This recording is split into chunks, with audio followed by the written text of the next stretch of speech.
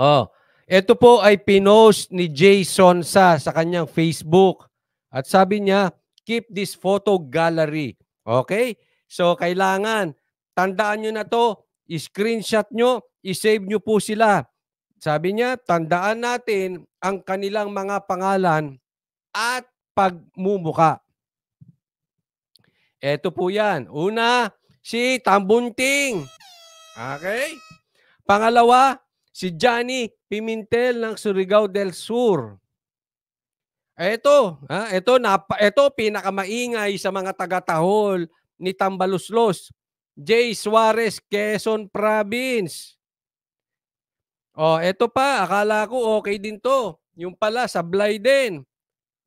Romeo Acop, Antipolo City. Ito si Atras Abante. Si Benny Abante ng Manila. Si Gutierrez ng One Rider Party List. Anong nangyari sa inyo, One Rider? Akala ko para sa masa kayo. Para din lang pala kayo sa malalaking tao. Para din kayo sa malalaking istasyon.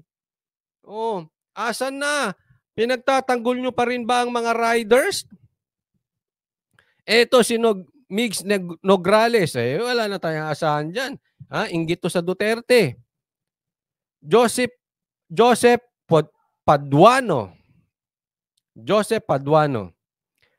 Dan Fernandez.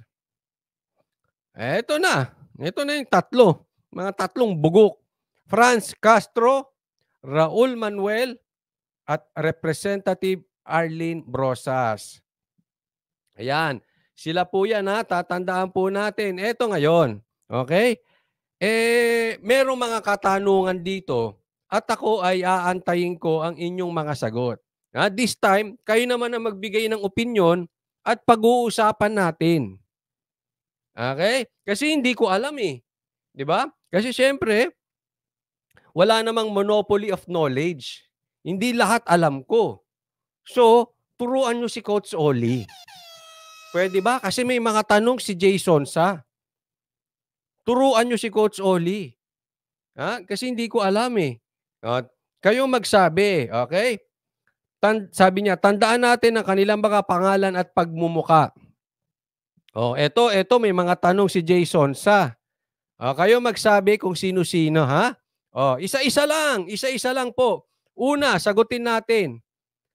Takot ba sila sa CPP, NPA, NDF? Pakilagay nyo dyan. Kung sa tingin nyo takot sila, sino yung mga takot? Halimbawa lang halimbawa. Lagay nyo dyan, sa tingin nyo takot si Castro, lagay nyo Castro. Halimbawa, takot si Raul Manuel, lagay nyo pangalan Raul Manuel. May Joyce Shisu. Lagay nyo yung pangalan. Sino yung mga takot? Sabi ni Bonifacio Eval, ito yung mga Tambaluslos puppies. Ito muna, simulan natin Takot ba sila sa CPP, NPA? Pagsamahin na natin yung 1 and 2. Supporter ba sila ng CPP, NPA? Sino dito? Sige na. Kasi yan ang tanong Bakit sila yung mga gigil sa SMNI? Takot ba sila sa CPP, NPA? At supporter ba sila ng CPP, NPA? Lagay nyo po dyan kung sino-sino. Babasahin natin. Sabi ni Jeff Renat, si Mike Abit takot. Huwag mo na pag-usapan yun. Laos na yun Hindi, yung mga congressman lang nandiyan dyan. Sabi ni Nonoy, lahat sila, puppets. Uniwise, sabi nila, hindi sila takot sa mga terorista. Takot sila mawalang ng budget.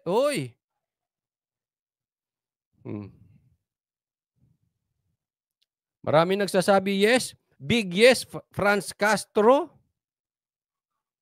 Sabi ni Christine, lahat yan supporter. Lahat sila takot dahil supporter sila. All of the above, coach.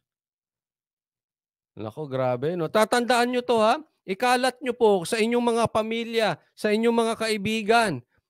Ito yung mga gigil sa SMNI na samantalang sa mainstream media, ang lumalabas na lihitimong oposisyon ngayon ay SMNI lang. Yung iba, oo lang ng oo. Na dati ay kung birahin si Tatay Digong, grabe, ngayon tikom ang bibig. So ikalat nyo. Bakit galit kayo sa kaisa-isang mainstream media na talagang lehitimong lumalaban at oposisyon at lumalaban sa mga rebelde? Oh.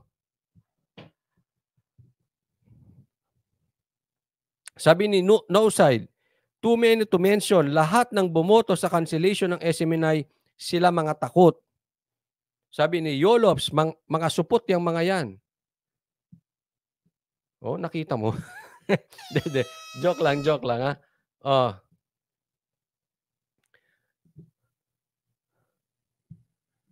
Ngayon, punta tayo sa question number 3.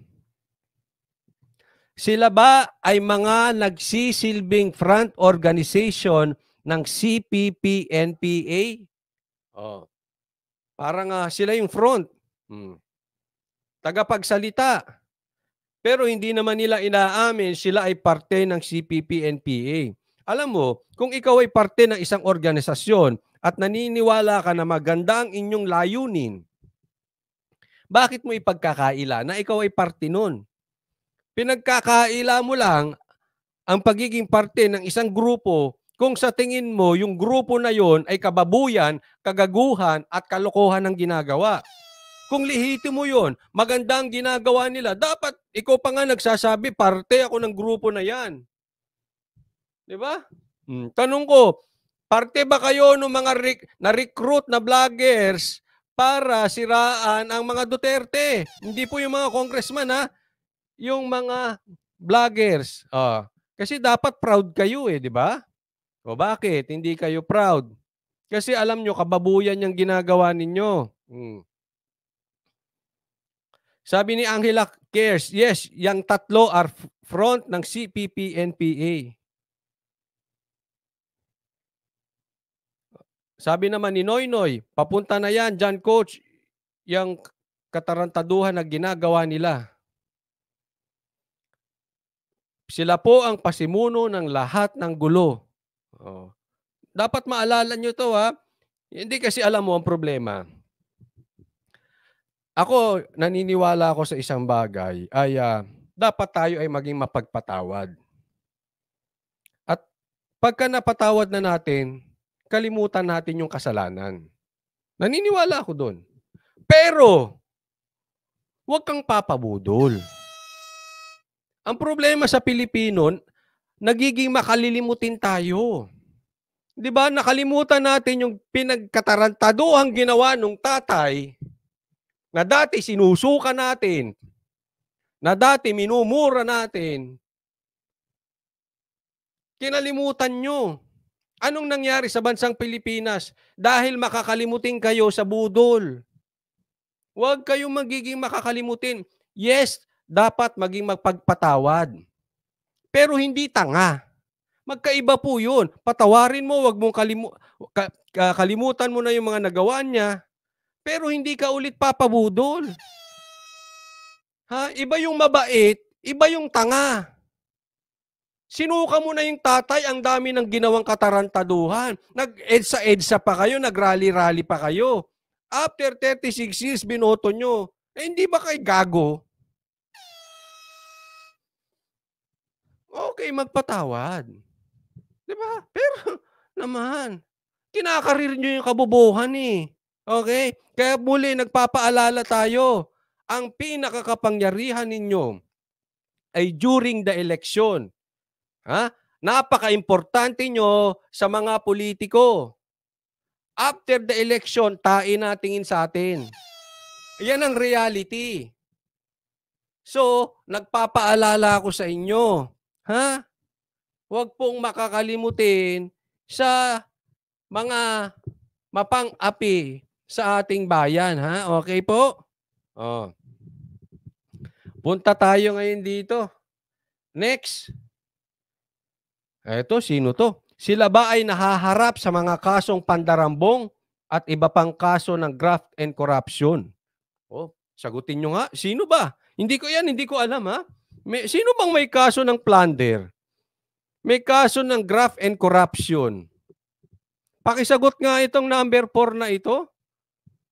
Oh, sino ito? Kasi hindi ko alam yan. Pakituruan nyo nga si Coach Oli, walang alam. Paalala natin sa taong bayan.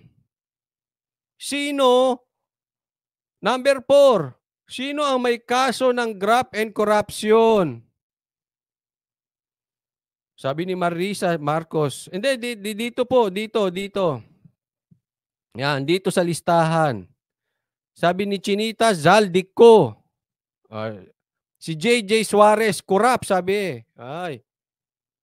Yung si Juarez. Oh, marami. Saldico, lumalabas dito. Puro Saldico, puro Suarez. Nagtatanong lang po kasi kaya nga nagpapaturo ako sa inyo eh. Ha? O, Kong Suarez, may kaso ka ba ng graft and corruption? Nagtatanong lang po. Kasi nagtanong ako sa aking viewers. Sana naman payagan nyo, pwedeng magtanong, di ba? Ano naman, democratic country naman tayo, Congressman Suarez, di ba? Di ba? Baka igaya nyo ako kay Castro, bawal magtanong. Nagtatanong lang po ako sa inyo. Ha? Totoo ba yung sinasabi rito, pangalan mo po ang lumalabas? Oh, Kong Suarez. Kasi tinanong ko yung number 4. Sila ba ay nahaharap sa mga kasong pandarambong? Yan po yung tanong ni Jay Suarez. Kaya tinanong ko sa bobo kasi si Coach Oli. Kaya tinatanong ko tong mga viewers ko. 'Di ba? Bakit ba ako naging political vlogger? Bobo pala ako. Pangalan mo lumalabas, Kong Suarez. May kaso ka nga ba ng plunder and graft and corruption? Kaya ka di umano ay tahol ng tahol kasi para maipagtanggol mo yung kaso mo para nagtatanong lang po paumanhin po. Kung sa tingin ninyo bawal pong magtanong, pasensya na po, sorry. Maging communist na po tayo. Kung bawal magtanong. Sabi naman dito ni Mayor Lee, di ko po sure pero parang si Den Fernandez. Ay, meron din ba? Hindi daw sure, hindi sure. Sabi naman dito, Suarez, may kaso sa corruption kaya takot sa SMNI. Totoo po ba yun, Jay Suarez? Pwede naman kayong magbasa ng komentaryo. Talaga naman kinokomentaryo yan. Kaya katakot sa SMNI dahil may kaso ka ng graft and corruption? Magkano ba yung kinurakot mo? Kung totoo lang kung wala, sorry po. Pero kung totoo, magkano bang nakurakot nito? Kasi siyempre kung may graft and corruption, may nakurakot yan. Sabi ni Chrissy, bawal magtanong sa crocodiles. 50 million! Ay, grabe, kadaming pera noon. 50 million? 50 million nakurakot? Ba't kadami? Daming mabibili nun Kalaki bahay nun. Ilang Land Cruiser yun.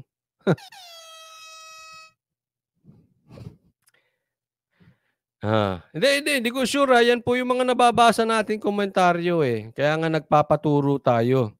Sabi ni Reg, 500 million lang. 500 million? Grabe! Oy, tinakot ako ni Dina. Coach Oli, baka ikaw na isusunod. Huwag ka na magtanong. Oy, Tambunting, pwede ba magtanong? Pimentel, pwede bang magtanong? Suarez, pwede ba? Acop, Abante, Gutierrez, Nograles, Paduano, Dan Fernandez, Castro, Manuel, Brosas, pwede bang magtanong? O bawal na sa bansang Pilipinas magtanong? Sabi ni World Traveler, 56.1 million. Ay, grabe. Matindi pala. Kaya Naku. Kung ako may kasong graft and corruption na 56 million, magtatatahol talaga ako. Kaya nga ayoko magpolitiko. Nagkakakaso pa ng graft and corruption. Baka tamahal ako na, tambaluslush! Samba! Sambahin si Tambaluslush! Ganun ang tahol, pangit. Ang pangit nun. Sambahin si Tambaluslush!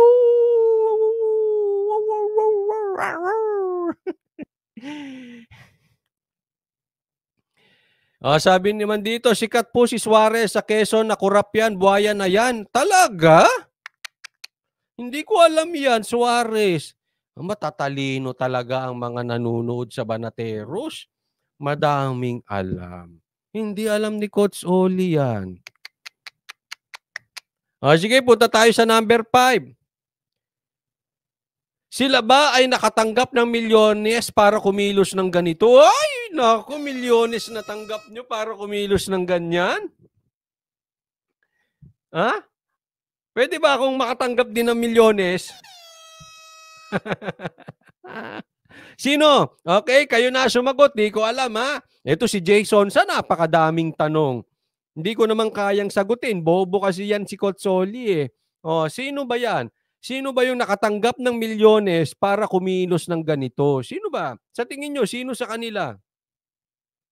Sabi dito, yes, si Mix, not only millions. Naku, grabe, billions? Ay, gaganda ka talaga dyan. Hindi. Ikaw ba naman ng may bilyon-milyon? Ay, gaganda ka. Coach Oli, bakit si Castro? Ewan ko. Si Migs daw.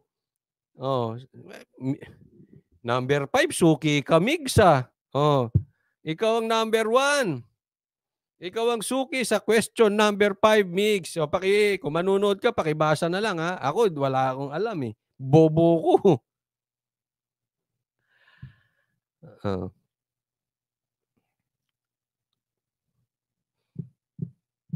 20 million. Sabi ni Rosa de la Cruz, lahat po sila 100% kumikita ng milyones para lang kumilos ng ganyan. Abay, sana all. Tatahol ka lang ng samba, tambaluslo. Tatahol ka lang ng ganun, may milyon na. Grabe. April Canlas, Coach, dami palang pera ng Pilipinas. Bakit naghihirap? Yun nga, eh. Pansin nyo? Diba? Very good question. Ang daming pinagsasalsal na pera ng taong bayan na iilan ang nakikinabang. Ibig sabihin may pera. Kaya lang napupunta sa mga iilan. Sabi nung editor, sayang si Kong ako, pakala ko okay siya. Ayan. Maraming namamatay sa akala. Maraming nabubuntis at nakakabuntis sa akala, ha? Ingat po kayo dyan. Ay, kawawa tayo. Punta tayo sa number 6.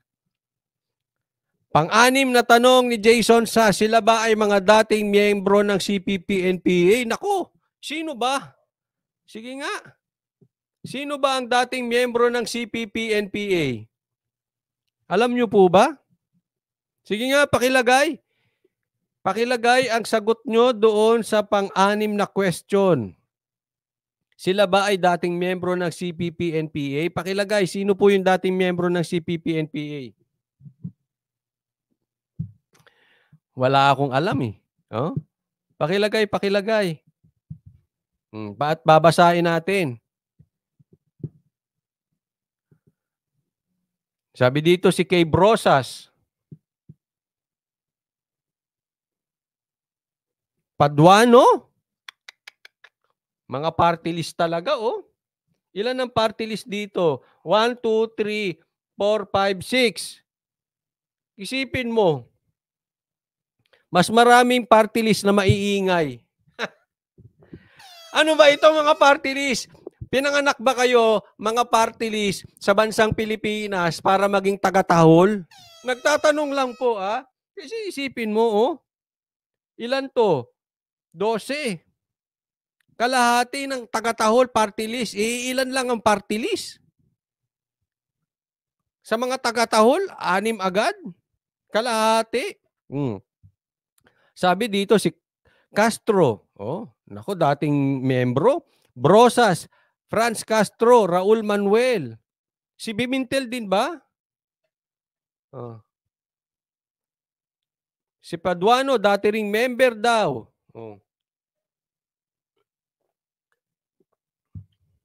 Yung tatlong bugok, sabi dito, si Castro, Manuel at Brosas. Nako, matindi. Artista si Kay Brosas, di ba? Oo nga, no? Hindi ko kilala eh. Sabi ko sa inyo, wala akong alam. Lalo na pag-artista. Oh, sabi dito ni Nono, yung tatlong kumag dyan na Makabayan Black, yung isa si Paduano, sinisipa na ng organisasyon nila at naging miyembro ni Alex Bungkayaw Brigade. Yung iba mga aso na dahil sa bayad ng millions. Naku. Tanong lang, yan ba ang silbi ng party list? Tumahol-tahol para sa mga kanilang amo? Oh. Oh, punta tayo ngayon sa number 7. Sino ito? Sila ba ay nagbibigay ng pera at mga sandata sa CPP-NPA? Pambihira. Pinagbibintangan nyo. Ha? Sige, kayo na sumagot sa number 7. Kasi kung sino man tong number 7 na sagot ninyo, isa lang ang ano nito. Plastic kang animal ka. Bakit? Pinagbintangan mo si Pastor Kibuloy na nagbibigay ng baril sa Glory Mountain kay Tatay Digong. Yung pala, ikaw ay nagbibigay ng pera at sandata sa CPP-NPA? O sige nga, pakisagot ng masermonan natin. Sino yung plastic na yan? Sino yung ipokrito na yan? O, sino nagbibigay ng pera at sandata sa CPP-NPA? Sige nga, pakilagay. Hindi ko rin alam eh.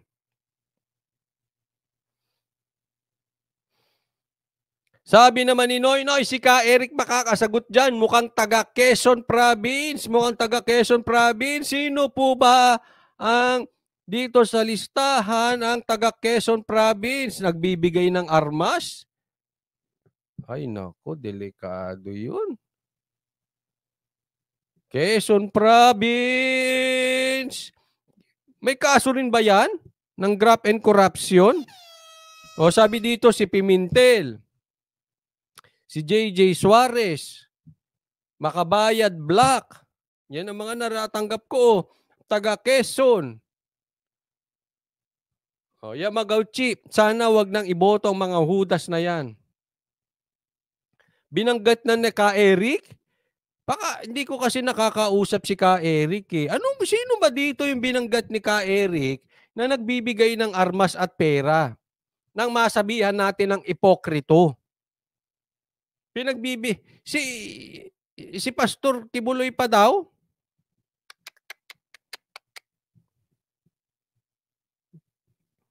Dati daw si Brosas, active po yan. Naku, Brosas. Active ka saan? Sa tahol? Si Pimentel daw. Ba? Si Manang Castro. Alam mo, Castro ha? Sorry po ayokong pumapasok sa personal Pero kakaiba talaga itsura mo. hindi doon sa mga hindi ko naman sinasabing gwapo sila at maganda. Maging presentable ka naman. Parang kakaiba yung itsura mo. Mag-ayos ka. Try mo mag-ayos paminsan-minsan, Castro. Wag yung para ka lang pinabili ng suka tapos naging congresswoman ka na, ha? Thank you, God. Sabi yan, gawain nila yung mga asunto nila kay Pastor, salamin-salamin lang yan. Sabi naman dito, kaya pala coach, marami di umanong NPA sa Lucena kasi nasa kapitbahay ang protector. Nako, Quezon Province. Nako. Ang lilinis nitong mga ito. Ha? Ang lilinis nyo, no? Ang lilinis nyo. Awoo! Tambaluslus! Bagay si Castro at Smags para Hindi naman ako mapag-insulto sa pangit kasi wala namang pangit sa mata ng Diyos eh. Mag-ayos ka man lang. Ganun lang naman yun eh. No aside, sabi niya, correct ka dyan. Lucenahin ako. Talaga, ganyan marami dyan sa Lucena. Quezon Province. Totoo ba yun, Suarez? Punta tayo sa number 8. Nako, eto. Sila ba ay miyembro ng mga gambling lord? O, sino dito? Sino dito mga gambling lord? Sige nga. Pakilagay, ha? O, yung mga papasok, refresh kayo para tama yung sagot ninyo. Baka mali yung sagot ninyo, ha? O, sino dito yung mga gambling lord? Member na mga gambling lord.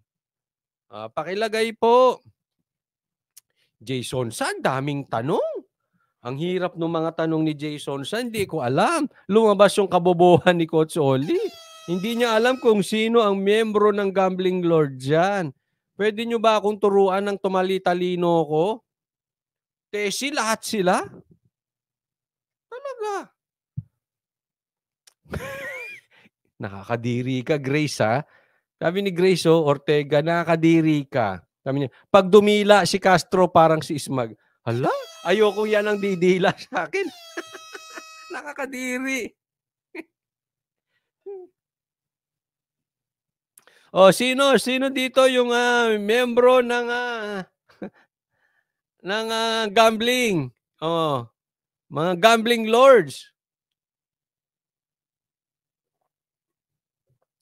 Sabi ang pinuno si Tamba, siyempre, taga-tahol ni Tamba kampo ni Tamba, sino pa yan?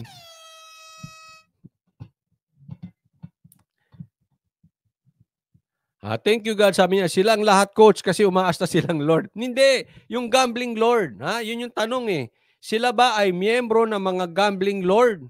Sino dyan?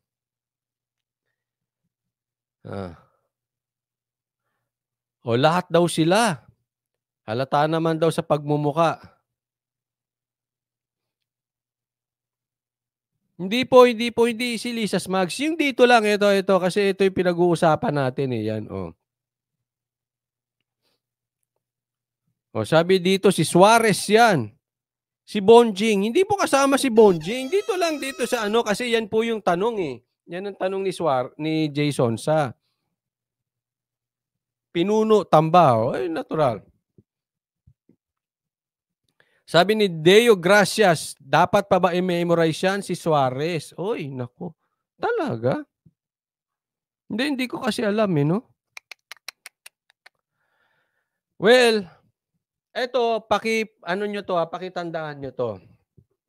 Okay? Para sa akin, ito lang. Very informative tong tanong ni Jason sa. At i-research nyo. I-research ko rin. At huwag kayong basta maniniwala. Okay?